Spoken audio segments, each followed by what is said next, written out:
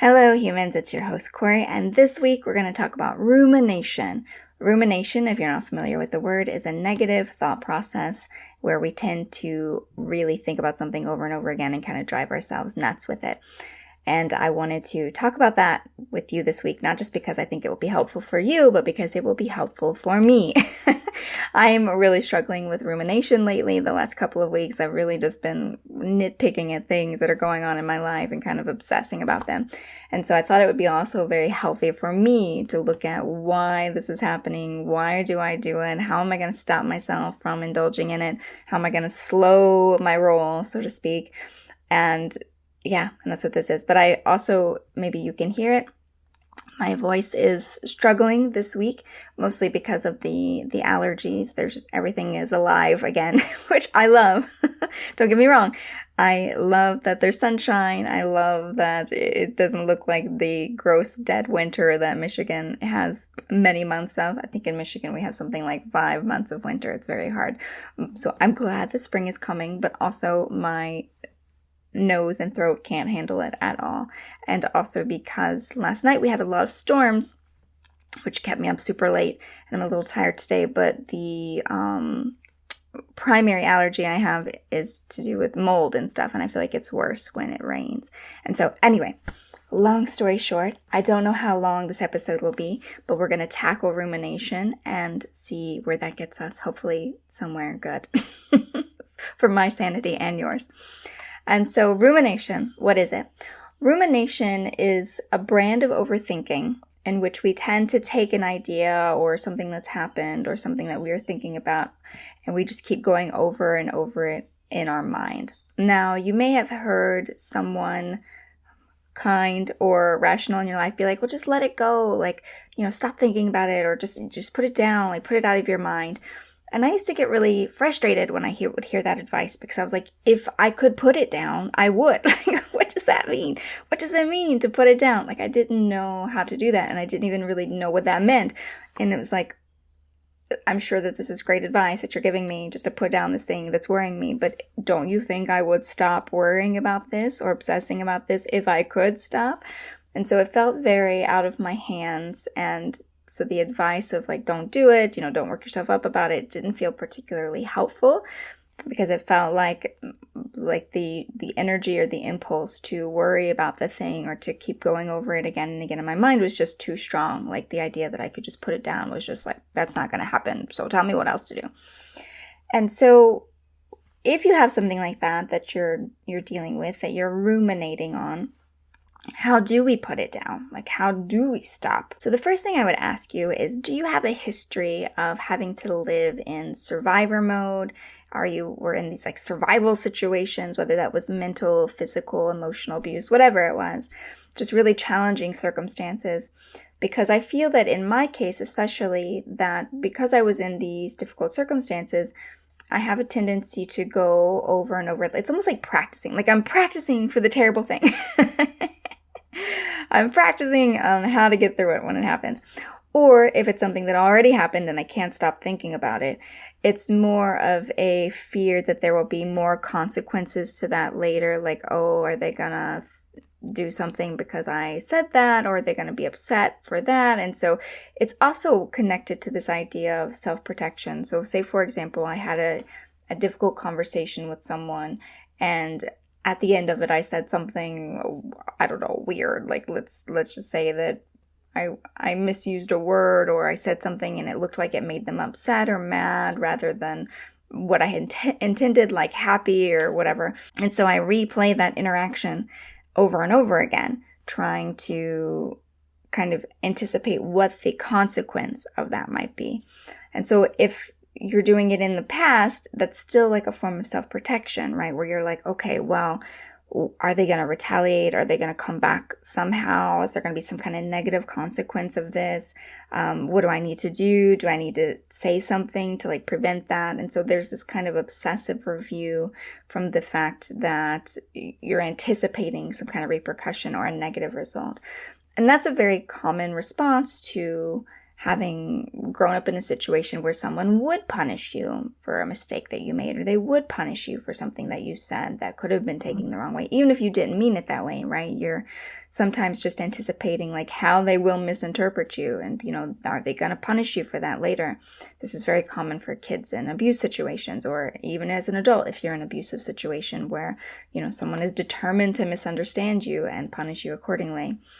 And so that could be a situation. Or if you're anticipating something in the future, and so you're just going over and over again, okay, so I'm going to do this, and then I'm going to do this, and if this happens, I'm going to do this. And so if you're ruminating in that aspect, it's connected to anxiety, right? We're nervous, and we think if we can just think it through enough, or if we can just plan enough, we're going to get through it, and it's going to be super, it's going to be better, we're going to more likely to be safe, nothing's going to happen. So there's like that anxiety element to it.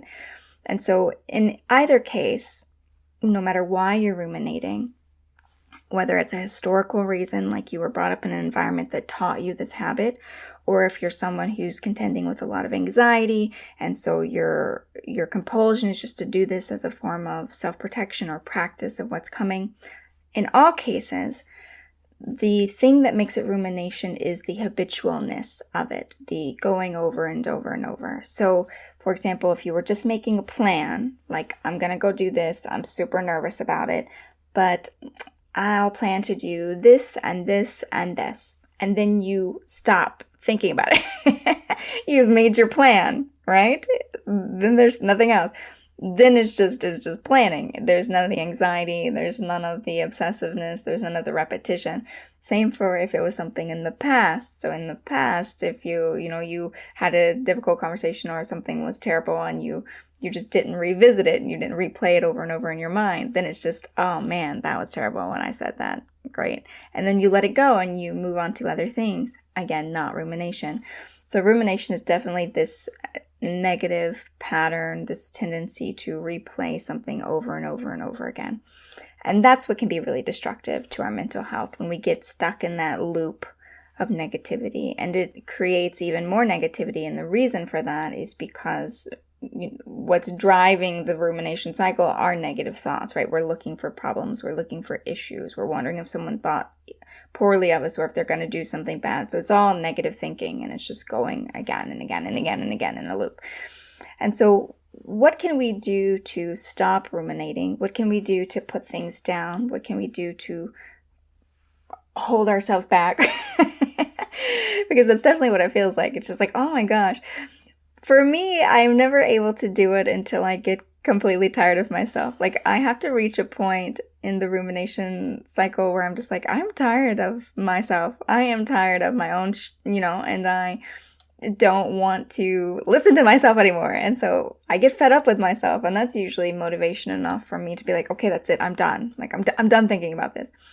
But if you have a very high tolerance for that, or maybe you'll never reach the threshold of you getting sick of yourself, there are specific techniques we can use to interrupt negative thinking. And that's true for not just rumination, but anything. If you're working with anxiety, if you're dealing with a really strong fear response, we treat them the same way. We treat them as a meditation practice, and we treat them with interrupters. And so as a meditative practice, if you're not familiar with what I mean by meditation, I do have several episodes on meditation. One of our first episodes on meditation is all about the different kinds and how to build kind of a meditation toolkit. So if you want to look at that, you can revisit that and listen to it. It's an audio only episode, but you can, listen to those tips. The point of rumination, or I guess where rumination and meditation intersect, is in meditation, you're kind of watching the thoughts happen and then you let them go. And what I mean by let them go is you breathe. You turn your attention back to the present. Maybe you have a focal point. So if you take your hand, you can't see my leg, but if I put my hand on my leg and I'm like, I'm here now, I'm not in the past in that moment, and I'm not in the future with that terrible thing that's going to happen. I'm here now. And so you breathe and you do whatever you can to bring yourself back into the present moment. And that's kind of the whole point of meditation. So the structure for meditation is that you are you're sitting, you're breathing, and if you realize you're thinking, your thoughts are going, you're like, that's just thinking, and then you return to the breath, you return to resting, kind of that moment of stillness. And so we can use that with rumination, just right on the spot, wherever we are. if we realize that we are starting to get obsessed about something, just be like let it go, take a breath, try to return to the present moment, by putting your hand on your thigh, or by, doing something to like I'm sure that sounded great, like right by the microphone, but bring yourself back to the present moment. I don't want to tap or make too many noises, because I'm sure the people with their headphones in are like, what? Sorry guys. But the idea that you do something to bring yourself back to the present moment, and it could be a tactile experience. Maybe you can just like very gently touch your earlobes, or have a little towel, or just some nice pressure. Don't be mean to yourself. Don't like pull your own hair or anything, but anything that can bring you back to the present moment, tapping your fingers together, whatever that is for you, whatever the nice calming. I have a friend who really likes to, you can't see it on the thing, but she really likes to rub her arm. So if she's getting stressed, she'll just give her arm like a nice firm squeeze. Whatever that is for you, but you're just reminding yourself that I'm not going to do that. I'm just going to be here in the present moment, because rumination almost always happens outside of the present moment. You're either in the future worrying about what's going to happen, or you're in the past worrying about what did happen. And so when that is going on, just like with meditation, we're training to come back to the present moment. So that's what they mean when they're like, let it go, don't do it, come back. So treat it like a meditation. Come back to yourself. Come back to the sound of your breath. Come back to the sounds in your environment. So one of the ways I love to ground myself in the present moment is by listening. So maybe I'll stop and I'll just listen and see what I hear. So if I do that now, I hear children screaming outside. Which may or may not be picked up by the microphone. But I hear kids screaming or playing. No, screaming again, that gives like a negative connotation. I hear kids having a great time. I hear the birds. I hear the wind in the leaves. I hear Max gently snoring. Coming back to yourself through any kind of tactile experience, whether that's touch, whether that's listening. Maybe I don't want to say go eat something, because we're getting into emotional eating territory, right? I'm ruminating, so I should have a snack. But if you can do that kindly to yourself, if it's not like an overeating, bingey thing, by all means, go have a little snacky snack, or make yourself a nice tall glass of water with a lemon wedge or something fun. Cucumber water, make it fancy like it's the spa. But anything to bring yourself back to the present moment, that is a big interrupter of rumination. Treating it like meditation, coming back to the present moment, because rumination doesn't happen in the present moment when we're grounded and connected to the here and now. Other ways to interrupt your rumination are more like mental exercises. I guess interrupting and coming back to the present moment, that is meditation is a mental exercise too. But I'm thinking more like journaling or self-reflection, or being really observant. Like, what is it that you're obsessing about? If you were to deconstruct that, what does that tell you about yourself? Like, are you really afraid of what other people think of you? Are you really afraid of being really perfect at something? Are you really afraid of outcomes? So it might be a way for you to get to know yourself better if you look at your rumination and you're like, okay, what do I worry about so much? Like, what is the key to my neurosis here? That's what I do anyway. I'm like, what am I being so neurotic about? And then I identify it. I'm like, okay, so I'm a perfectionist. I have this. I'm like, well, what am I going to do to not be a perfectionist anymore? And then I can address the problem directly, because this takes us back to awareness, right? We have to become aware of the things that are happening in our mind. So these mental activities that you can do to interrupt the rumination is self-reflection. So you can get really into it. You can whip out your journal. You can start being like, okay, this is what's happening in real time. In my brain, I'm saying this, this, and this, and this. And when I look at this, what is this telling me? I'm obsessed about perfection. I'm obsessed about what people think about me. I'm obsessed about their reactions. And then turn that into a journal prompt. Like, is it realistic to try to control what people think about me? Absolutely not. What people think about me is none of my business. Is it realistic for me to try to take responsibility for all of these things in the situation? Absolutely not. Like, I'm not responsible for these 10 things. Like, someone else needs to be doing this. This is not my job, not my circus, not my monkeys. So you start to add some rationality to the thoughts, because when they're in our mind, we're not always thinking clearly, right? Let's be honest. We're not really thinking clearly. We're overblowing it. We are catastrophizing it. We're in that. I love the word neurotic. I mean, some people think it's a negative thing, but I love calling myself neurotic because I think it's funny. It's like a gentle tease toward myself. So I'm like, what is this neurosis that I am dealing with? Like, let's look at it. And so, you can break it down and you can interrupt it that way by inserting some rationality. Another way to interrupt it is to challenge those thoughts. Like, directly ask yourself, is that true? So for example, if I was ruminating about an upcoming event and I was maybe going over about something like, I'm going to get up there and I'm going to do a terrible job and everybody's going to think I'm a piece of crap, or whatever the thoughts are. Is that true? Like, am I going to do a bad job? Absolutely not, because I'm going to have practiced 5 million times. 2, if someone does think I did a bad job, is that my fault? Like, is that my responsibility? No, and it doesn't even have a lot to do with me. So maybe they just weren't feeling great that day, or maybe they had a fight with their person and they hate everyone in the whole world. How is that my responsibility? And so start to look at your situation and your fears and ask yourself, is that true? Like, is that realistic? This either over expectation that I have, this impossible to meet expectation that I have, is this worst case scenario that I'm thinking of, is that even actually possible? Like, what are the chances that that's going to happen? So be kind of skeptical of your own rumination. So if you're thinking all these terrible things, come in like a skeptic, like you're trying to prove it wrong, and be like, is that true? Like, is that actually how that's going to happen? Are you sure? What makes you think that? Like, what is your evidence? Prove it to me. Prove it to me that this is going to happen. And if you do have a traumatized background, it is very possible that your brain will produce evidence. It'll be like, but see, this time that they did this, I was in this terrible abusive situation and this happened. And if your brain does produce evidence that this has happened in the past, and maybe you'll think something terrible will happen again, remind yourself very gently that you are no longer that person, that you are no longer in that environment.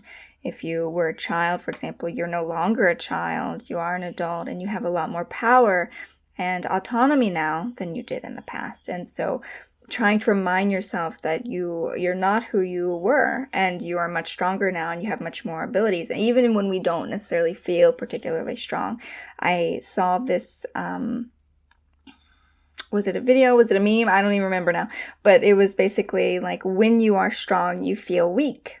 Like, that is the kind of, let's call it the conundrum of strength, right? Because when you're using your strength, just like think about when you're going down to the gym and you're working out, you feel very like weak the next day. I just did like a bajillion push-ups the other day, so I know exactly what I'm talking about. My arm feels like a noodle, right? Because it's tired from all those push-ups. But that was strength, right? I was using my strength, but now my arm feels tired. And so just make sure that you don't have a erroneous view of yourself, that your rumination isn't being driven by the fact that you don't see yourself clearly, you don't see your power clearly, you don't see your abilities clearly. Like, you absolutely have the power and ability to take on whatever the situation is. And I would say that those are my top techniques for addressing rumination, treating it like a meditation practice where I just return to the present moment, because I know rumination doesn't exist if I'm grounded in the here and now, by self-reflecting, using it as an opportunity to look at what my mind is doing and get better at kind of untangling those threads that have gotten bunched up over the years, and be like, why do I do that? What is this? What can we do about this? What are the pieces here that are fueling this that I can start to unravel, that I can start to relax and get rid of, or make peace with, because it's not always about getting rid of yourself, right? Make peace with. Or the third one being your own like interrogator, interrupting the process with your interrogation. What is this that you're thinking? Is that true? Are you sure? Why? What is your evidence? And so kind of pushing back against that, because again, rumination is that cycle. It's just the negative thoughts feeding themselves again and again and again. So what are you going to do to interrupt that? If you had it, imagine it as like a machine, and if it was whirling, what are you going to shove in there to like stop the machine from spinning? And so try one of these techniques, see if that helps to interrupt your negativity. I will remind you, just like with everything else that has to do with the mind is cyclic, it is habitual, it's repetitive, which means that you're going to have to interrupt it about 2 million times before you've stopped it completely, right? Before the mind has completely given up the ghost on this. And so be patient with yourself. Just every time you catch yourself doing it, interrupt yourself somehow with one of these techniques or with whatever works for you. Stop yourself. And when you stop yourself and it starts up again, do it again. Just keep repeating it. And just instead of getting impatient with that, the fact that it requires a constant interruption again and again, remind yourself that you're developing awareness, because every time that you realize you're doing it, that's awareness. You're sparking awareness. And so you're also strengthening this muscle of awareness. And awareness is amazing because it's the foundation for transforming everything in our life. We cannot fix a problem if we're not aware of it. And so anything that's giving us trouble in our life, no matter what it is, it begins with us becoming aware. So you're practicing that awareness every time you catch yourself ruminating and you're interrupted. So that's great. We need to work that muscle as much as we can in order to transform our lives. And that's it for this week, dear humans. I hope you found the episode useful. And if you are a ruminator, I hope you have some concrete tips for interrupting that. And just remember that you're not alone. Again, I chose this topic because it's something I'm dealing with.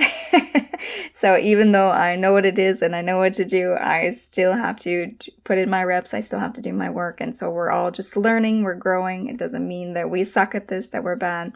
When we get a little bit more activated or dealing with a little bit more intense energy in the world or in our lives. So just be gentle with yourself.